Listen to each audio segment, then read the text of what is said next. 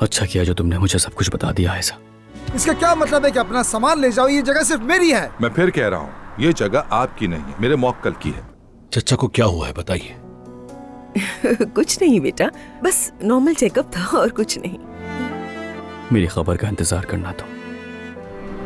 सुन लिया ना, तुम तीनों को आधे घंटे का वक्त देता हूँ। अपना सामान उठाओ और दफा हो जाओ यहाँ से।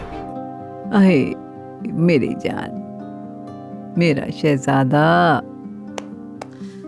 मेरा दिल का टुकड़ा।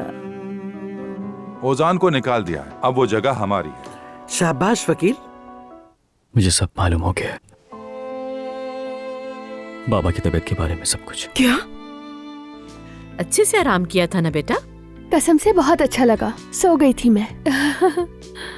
हाय, स्कूल के जमाने में भी तुम लोग ऐसे ही थी। आपको पता है टीचर ने क्या कहा कि क्लास में सबसे अच्छी पेंटिंग मैं ही करती हूँ और कोई नहीं। जोया, मेरी प्यारी बेटी। हाँ, थोड़ा नाराज तो हुई है वो। उनकी नजर से देखा जाए तो वो सही है, जाहिर है, मगर छोड़ो अभी प्रिंस को, अपना खाना खत्म करो जल्दी जल्दी।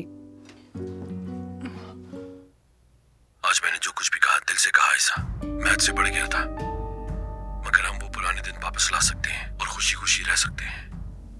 भाई ये क्या कह रहे हैं आप? मुझे तो अभी तक यकीन ही नहीं आ रहा।